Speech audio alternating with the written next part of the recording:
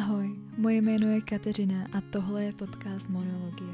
Prostor pro můj monolog o poznatcích z psychologie, které mi pomohly na cestě k vnitřnímu uzdravení a které bych ráda předala dál.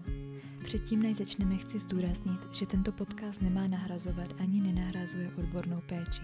Mým cílem je sdílet inspiraci, vhledy a užitečné informace. Děkuji, že posloucháte a přeji vám příjemný poslech. Ahoj, já vás ještě jednou strašně moc vítám u podcastu Monologie. A pro mě je tady tenhle díl celkem velký výstup z komfortní zóny, protože já takhle před kamerou a před mikrofonem sedím zase po strašně dlouhé době. Už to bude, myslím, skoro 6 měsíců od té doby, co jsem natočila poslední díl, respektive...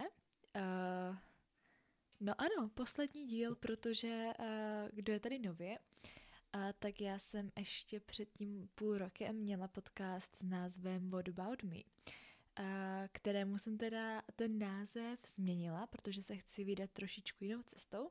Tím chci zároveň říct, že kdo jste poslouchali podcast What About Me, tak pro vás se nic nemění, ty témata budou pořád stejné, jenom jsem to chtěla vzít ještě trošičku z jiného úhlu.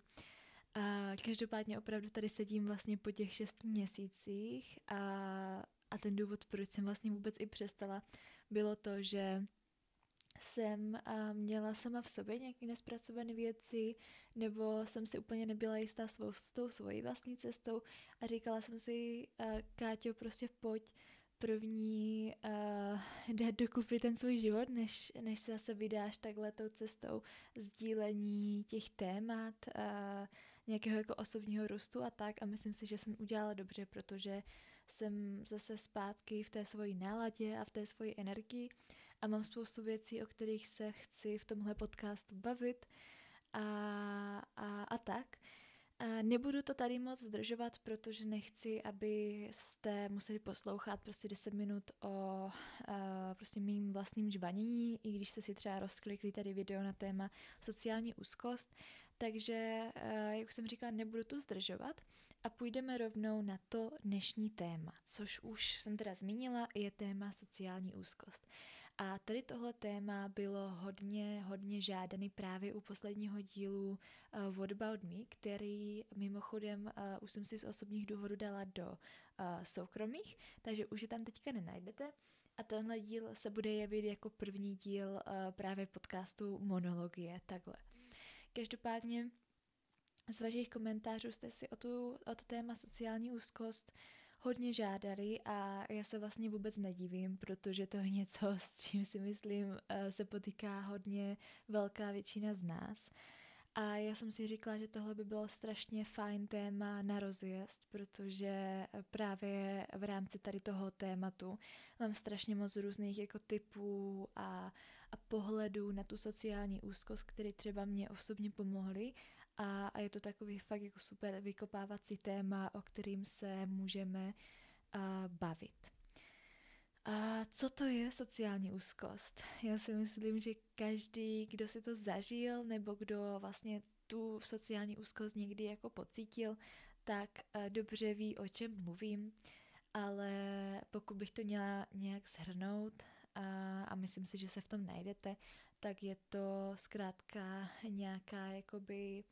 nějaký sebefokus a obrovský strach z hodnocení ostatních lidí, sebefokus ve smyslu soustředím se sama na sebe, jestli nejsem trapná, jestli nedělám tohle špatně, jestli si o mě nebudou myslet, že jsem taková a maková. A je to vlastně takový jako neutichající proud negativních myšlenek, který vám nějakým způsobem jako zavazí v tom životě. Vlastně vám nedovoluje navazovat třeba ty hluboké, kvalitní vztahy, protože se do té fáze ani nemůžete dostat tím, že máte třeba strach jít poznávat nové lidi, nebo máte strach se otevřít před ostatními, být takový, jací doopravdy jste.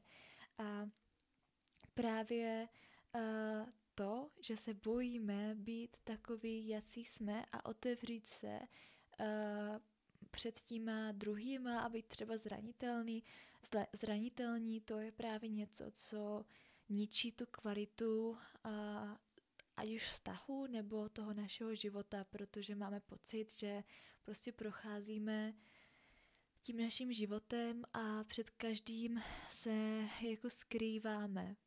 A to skrývání bere hodně energie, hodně mentální energie a taky dává do toho života určitou dávku stresu, protože máme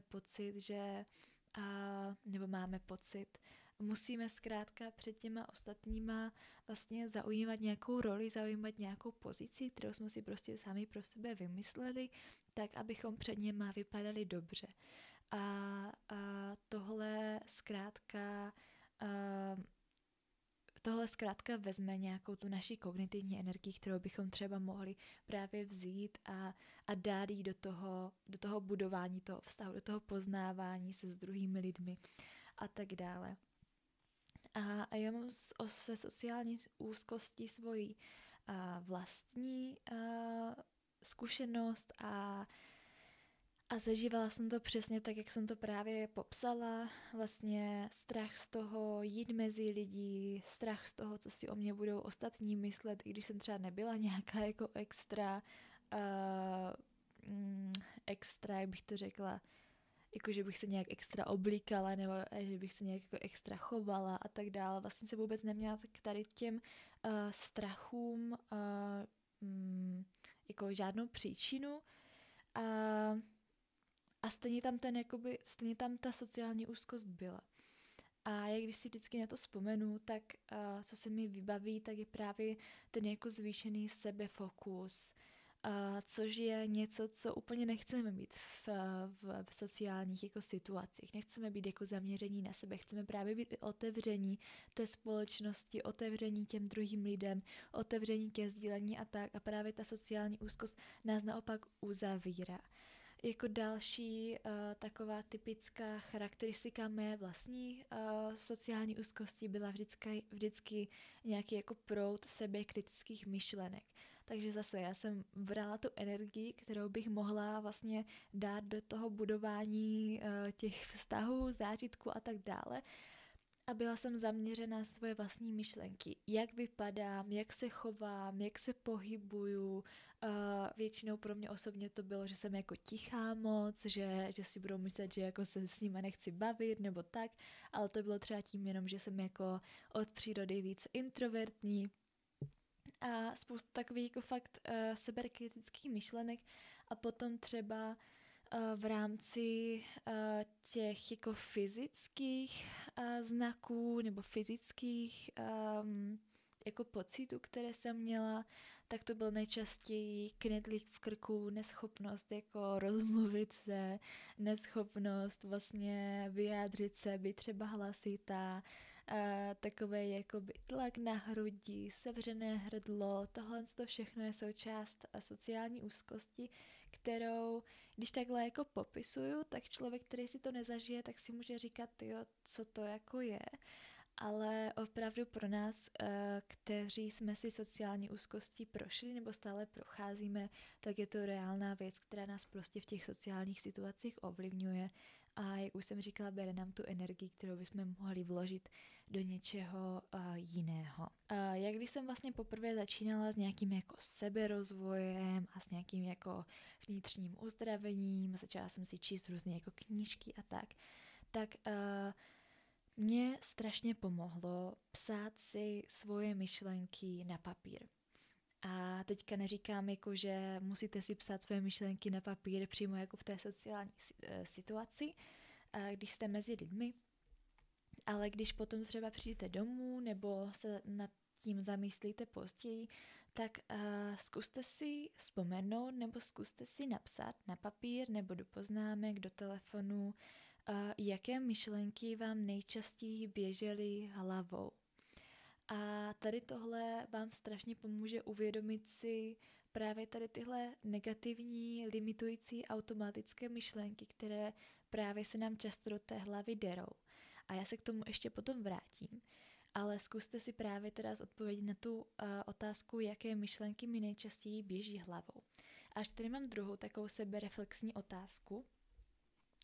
Jaký nejhorší scénář si představuju a jestli ten scénář je reálný. A tady tyhle ty dvě otázky je úplně super si zodpovědět ve stavu, kdy jste jakoby v pohodě, kdy právě necítíte nějakou jako vyloženě úzkost, jste třeba doma sami, nečeká vás žádný jako žádný společenský večer nebo jít někam jako mezi lidi a tak. Zkuste se nad tím zamyslet a právě třeba nad tím scénářem popřemýšlet, protože strašně často jdeme do té společnosti s tím, že si vytvoříme nějaký jako scénář typu strapním se, prostě nikdo se mnou nebude bavit a tak. A tady v tomhle potom jako celý ten večer nebo odpoledne nebo kdykoliv prostě jdete s někým ven takhle, tak celou tu dobu jako v tom žijete. A právě uzavírá vás to takhle do té sociální úzkosti.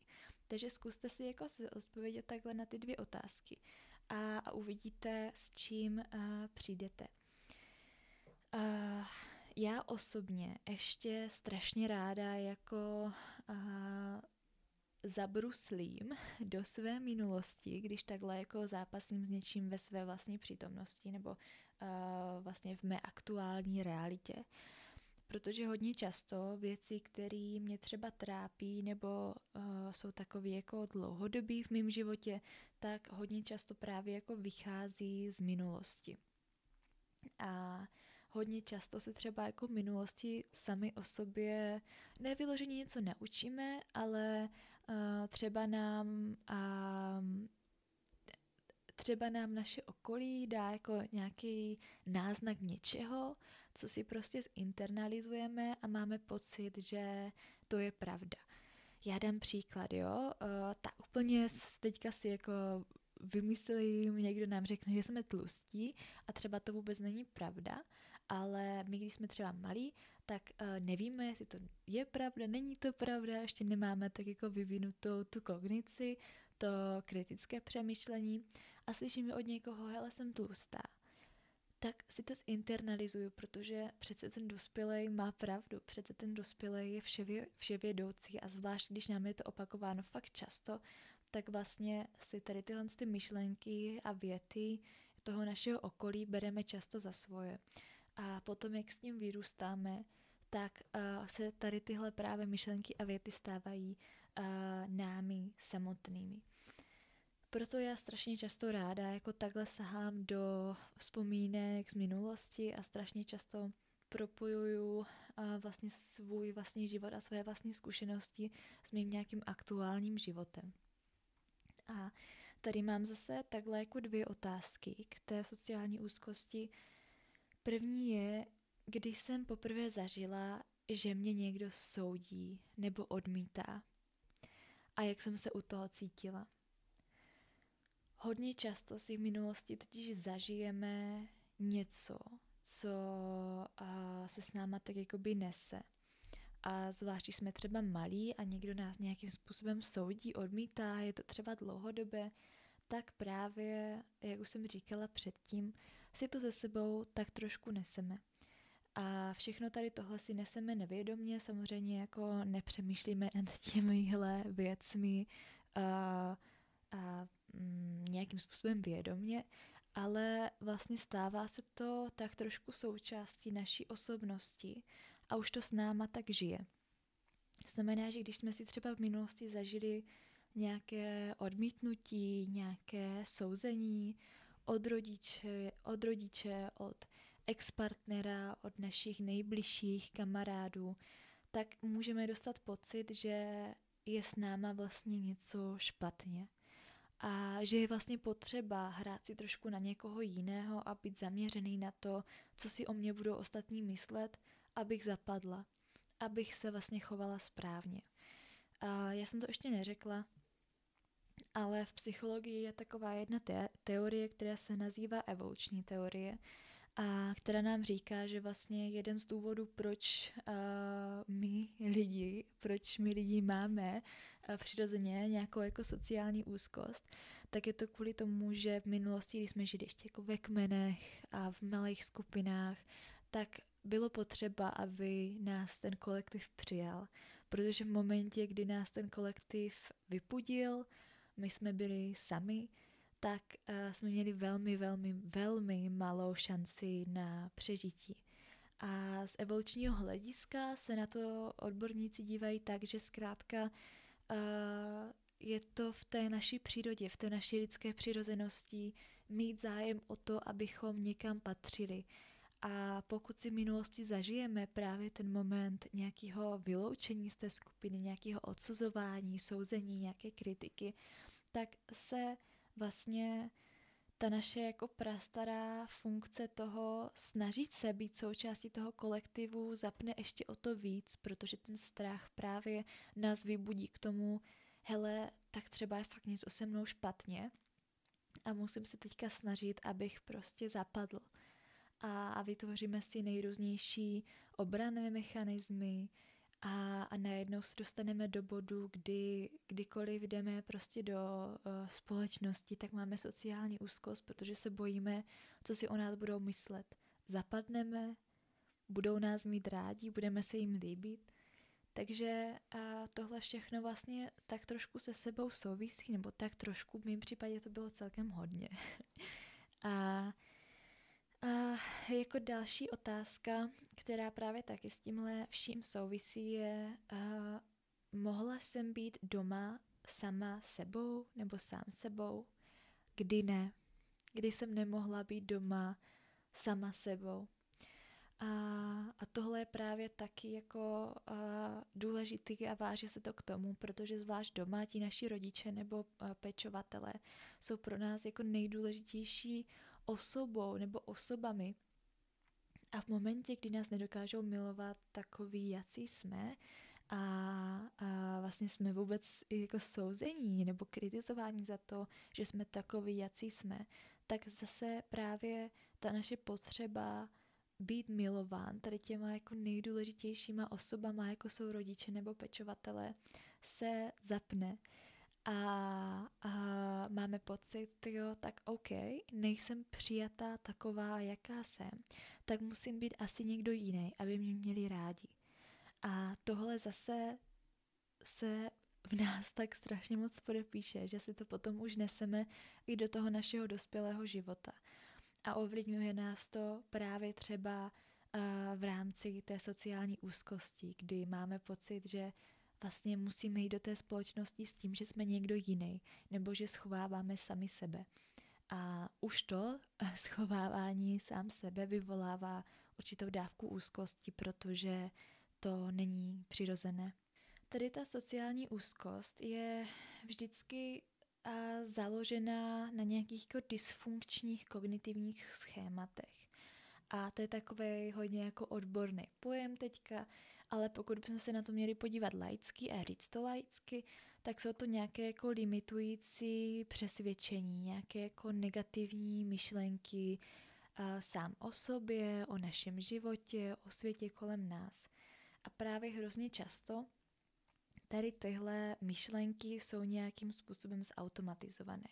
Takže mám třeba pocit, že jsem trapná v sociálních jako situacích. A tady tahle myšlenka zase jako se s náma jako nenarodila, tady tahle myšlenka někde vznikla a nějakým způsobem se zautomatizovala.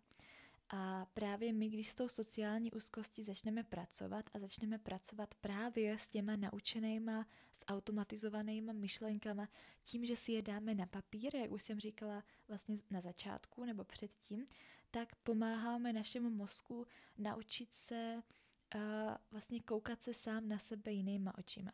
Protože, a teďka si dáme trošku neurovědy, když vlastně několikrát dlouhodobě opakujeme určitý způsob myšlení, tak se v našem mozku vytváří vlastně silnější a silnější nervové spojení právě pro ty myšlenky, které často opakujeme.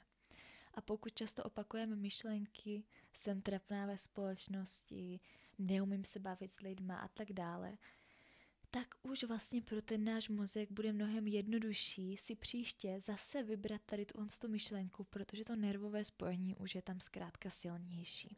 co my právě děláme tím, když třeba jdeme na terapii, teďka třeba specificky řeknu kognitivně behaviorální terapii, nebo když děláme právě ten journaling, to zodpovídání si na ty otázky, psaní si těch našich myšlenek na papír a tak, je to, že my ochabujeme právě ty nervové spojení, které se pojí s tím negativním myšlením, s těma negativníma přesvědčeníma o nás samotných a posilujeme spojení, které jsou právě spojené zase třeba s pozitivnějším náhledem sami na sebe. A pokud tady tohle uděláme častokrát, tak najednou se stane, že náš mozek si začne vytvářet mnohem silnější vlastně nervové spojení s těmi pozitivními myšlenkami a s tím pozitivním pohledem sama na sebe a bude se mu ochabovat a vlastně tak nějak se nám vytrácet přirozeně to myšlení negativní a ten negativní pohled na nás samotné. Tady tomu se říká mimochodem neuroplasticita a je to strašně zajímavý jev, a taková jako motivace k tomu, že vlastně jakékoliv chování nás v tom životě trápí, nebo jakékoliv chování, nebo myšlenkové vzorce, cokoliv bychom chtěli v našem životě změnit, tak je to právě díky té neuroplasticitě možné. A máme na to nejrůznější nástroje a to mi přijde vlastně strašně super, strašně pozitivní a myslím si, že to nejednomu člověku dodá naději, že i s tou sociální úzkostí se právě dá takhle pracovat. Takže to bylo takhle k té sociální úzkosti. A já bych teďka ještě chtěla zmínit takový svůj jako osobní názor, který mám a který se vlastně prolíná vším tím, o čem už jsem mluvila dříve v podcastu What About Me, anebo o čem jako budu mluvit teďka v tady tomhle podcastu. Já si totiž myslím, nebo mám takový pohled zrovna třeba na tu sociální úzkost, když se takhle bavíme o té sociální úzkosti, že tohle není nějaký jako jeden problém, který by byl oddělený od zbytku nás. Já tady tyhle věci, jako třeba sociální úzkost, vnímám jako vlastně určitý povrchový problém. A možná to tak vnímám, protože to tak bylo u mě, může to být i něco jiného, samozřejmě mluvím z osobních zkušeností, nejsem odborník, ale schválně poslouchejte, jestli to třeba s váma jako zarezonuje. Ale u mě osobně to vlastně nebyla vyloženě jenom sociální úzkost. U mě to byla vlastně, když jsme se podívali potom do hloubky, ať už s mojí terapeutkou, psycholožkou, nebo já samotná, když jsem se podívala do hloubky v rámci prostě tady journalingu, sebereflexe, meditaci a tak dále, tak jsem vlastně zjistila, že v té hloubce mám strašně dysfunkční pohled sama na sebe. Že mám strašně nízkou sebeúctu, že se nemám ráda, že mám absolutně dysregulovaný nervový systém, že mám nenaplněné potřeby dlouhodobě, protože si o ně neumím říkat. Naopak se často cítím až jako pošlapaná okolím, protože si neumím stanovit hranice. A tohle vlastně jsou všechny věci, které třeba navenek vypadají jako ta sociální úzkost a jako další třeba věci, které mě v tom životě ovlivňovaly, ale právě v té hloubce je to tady ten jako dysfunkční pohled sám na sebe. A v mém případě to třeba bylo i to, že já jsem měla kolem sebe pár lidí, kteří akorát tu sociální úzkost jako podporovali. A podporovali tu smyčku, protože to byli lidi, se kterými jsem si třeba vyloženě nerozuměla, nebo jsem vlastně jako se tam neuměla nastavit ty hranice. A často se mě stávalo, že právě tím, že jsem si neuměla v tom vztahu nastavit ty hranice, tak jsem často řekla ano na věci, které jsem ani dělat nechtěla. Potom z toho jsem měla tu sociální úzkost, protože prostě jsem zase jako schovávala vlastně to, kdo doopravdy jsem, co já potřebuju, co mi vadí, co mi nevadí. A byla to taková vlastně zvláštní jako smyčka, kterou jsem právě objevila díky tomu, že jsem se začala sama na sebe koukat holisticky. Holisticky znamená celkově, začala jsem se na svůj vlastní život dívat tak jako celkově a začala jsem vlastně jít víc do hloubky s tím, kdo já jsem, co jsem si prožila, na čem je potřeba pracovat, co se mě třeba ještě drží jako z minulosti, co jsem nedokázala pustit a tak dále. A tady vlastně v tady tomhle ohledu jde začít vlastně tu práci sám na sobě ze strašně moc různých úhlů pohledu nebo z různých jako přístupů a jeden z nich, a tam jsem začala i já, pokud máte pocit, že nemáte úplně jako hezký vztah sami ze sebou, a já si myslím, že to není nic neobvyklého, bohužel. Hodně často se nám může stát, že vlastně procházíme tím životem a ani třeba nemáme rádi to, kým jsme. A já si myslím, že to naučit se mít rád to, kdo já jsem a poznat to, co já potřebuju, co se mi líbí, co se mi nelíbí, co chci v životě, co nechci, je strašně osvobozující a strašně to zlepšuje kvalitu života, ten život je naplněnější, vlastně přitahujete si do života lepší lidi, nebo já nechci tady vyloženě jako používat slovo přitahujete, ale možná bych to vyměnila za slovo vybíráte si, protože už tam máte ty hranice, máte nějakou sebeúctu a pokud se k vám někdo nechová hezky, tak ten člověk prostě ve vašem životě nebude. A tohle jsou prostě nějaké změny, které tu kvalitu života vždycky pozvednou. Já mám strašně ráda ten journaling. To odpovídání si na otázky do deníku, já mám popsaných 1 000 000 deníků. Pokud chcete nějakou inspiraci, tak můžete jít určitě na Pinterest, kde si můžete zadat journaling prompts a tam vám prostě vyjede spousta otázek takhle na sebereflexi, na nějaký osobní růst. A je to fakt strašně super, takže si můžete koupit deníček a můžete začít. Můžete si začít s těma otázkama, pokud vás třeba právě takhle vyloženě trápí ta sociální úzkost, a můžete začít, že si zodpovíte na ty otázky, které jsem dávala na začátku tady toho dílu. Takže to je jedna věc. Jako další tak strašně moc doporučuju terapii. V tady tomhle případě si myslím, že by byla hodně efektivní právě ta kognitivně behaviorální terapie CBT neboli CBT, terapie, která právě se zaměřuje na to, že ten terapeut vám pomůže odhalit ty dysfunkční kognitivní schémata, ty dysfunkční vlastně myšlenky, představy sama o sobě a pomůže vám jakoby postupně tady tyhle negativní myšlenky nahrazit něčím pozitivním, což je taky vlastně strašně super efektivní přístup. Já jsem byla ještě na psychodynamické terapii, která je právě víc taková hloubková a ten terapeut se zajímá o tu klientovu minulost a vlastně propojujeme ty naše minulé zážitky s tím aktuálním životem a to je něco, co třeba vyhovovalo mně.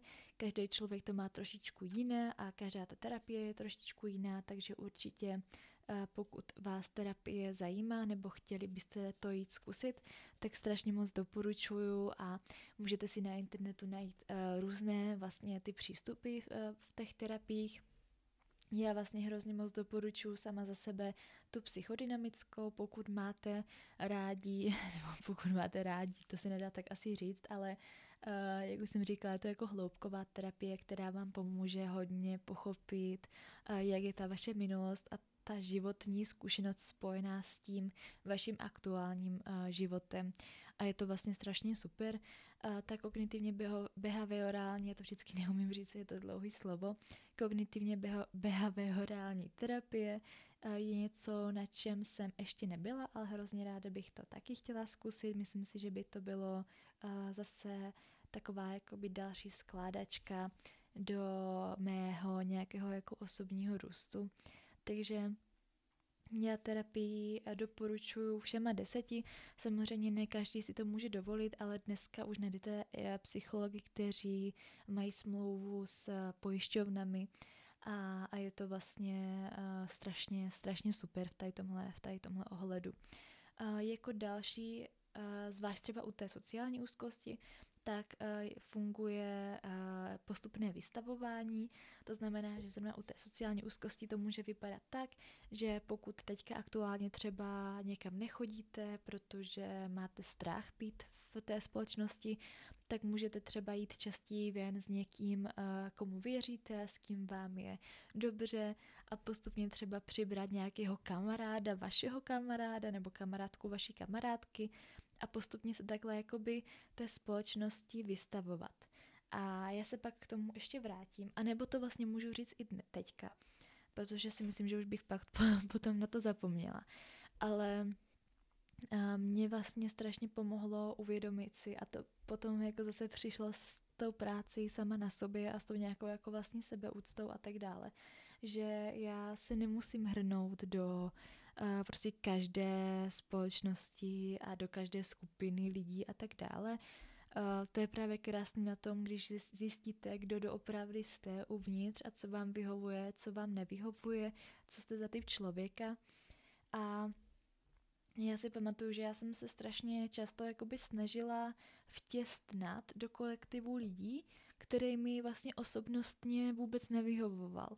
A měla jsem pocit, že se tam musím vtěsnat proto, abych se jako zalíbila, abych byla cool, abych byla součástí nějaké jako cool skupiny a tak dále. A vlastně mi to osobnostně absolutně vůbec nevyhovovalo. Ale to jsem si teda bohužel, nebo bohu dík, vždycky to jako vnímám takhle z obou stran, že to je vlastně škoda a na druhou stranu je to i super, že jsem se zase sama o sobě něco naučila. Je to vlastně, teď jsem zapomněla, co jsem chtěla říct, ale ta myšlenka byla taková, že třeba dneska už si vybírám vyloženě kolektivy lidí, se kterými vím, že mi bude dobře. A pokud jdu do kolektivu lidí, který neznám, který je třeba smíšený a mám pocit, že hele, tak tyjo, s tím si nerozumím, nebo jsem v tady tomhle kolektivu celkem tichá, protože si vlastně s těma lidma nemám co říct, tak už to nevnímám tak, že se mnou je něco špatně, ale už to vnímám tak, že možná třeba nejsem v tom správném okruhu lidí a je vlastně v pohodě, že si nerozumíme, protože vlastně realisticky není možné rozumět si úplně s každým, protože každý tu osobnost máme vlastně úplně jinou a je úplně normální, že ne do každého kolektivu zapadneme. A tam je to právě strašně osvobozující, když si uvědomíme, že i když nezapadneme do určitého kolektivu, tak není nic špatně s námi, jenom jsme trošku jenom na špatném místě. Takže to byly tady tyhle různé přístupy. A já jsem si tady ještě napsala jedno takové kouzelné slovíčko. A chtěla jsem říct, že ať už si ten přístup vyberete jakýkoliv, tak by se v tom měla objevovat jedna věc. A to je soucit. Protože právě, jak už jsem říkala a zmiňuji to tady už několikrát v tady tomhle díle, strašně moc krát vlastně se nám stane, že se dostaneme do bodu, kdy nás právě jako třeba tíží ta sociální úzkost a neuvědomujeme si, že není nic s náma vyloženě špatně, ale jenom se nám staly určité věci, které nás prostě do tady toho bodu dostaly. A právě tady tahle třeba hluboká práce, to, že se jako podíváme zpětně na ten náš svůj život, na ten náš život a zeptáme se třeba na ty otázky typu, teď jsem tady zapomněla, ale mám to tady, otázky typu, když jsem poprvé zažila, že mě někdo soudí nebo odmítá. Tohle všechno nám pomáhá jakoby spojovat si ty naše životní zkušenosti s tím, co zažíváme dneska a osvobozuje nás to. Takže a jak už jsem mluvila dříve o té jako neuroplasticitě, že vlastně ty naše jako naučené opakující se myšlenky jsou jenom na nějaké jenom silné spojení v našem mozku, dá se to přeučit, tak je to o tom právě naučit se koukat se sama na sebe nebo sám na sebe jinýma očima. A o tom to bylo u mě a jak už jsem říkala vlastně na začátku, tak já jsem postupně se naučila to, že já mám svoji jedinečnou osobnost, mám prostě věci, které mi vadí, které mi naopak vyhovují. Začala jsem chodit do jiného kolektivu lidí, začala jsem si vybírat sama pro sebe trošku jiné lidi a jenom si chci říct, že třeba jako ty lidi, které jsem si vybírala předtím, tak s nimi nemusí být vůbec nic špatně, jenom to třeba nebylo jako match prostě pro mě, jenom jsme si prostě třeba osobnostně nerozuměli, ale já jsem sama sebe tlačila do toho kolektivu, který zkrátka pro mě nebyl dobrý. ale díky tomu, že jsem si právě třeba začala vybírat ty nové kolektivy a začala jsem tam chápat to, že já jsem taky jako nějaká svoje jedinečná osobnost a vyhovují mi nějaké věci mi nevyhovují, tak ta sociální úzkost vlastně tak přirozeně odešla sama.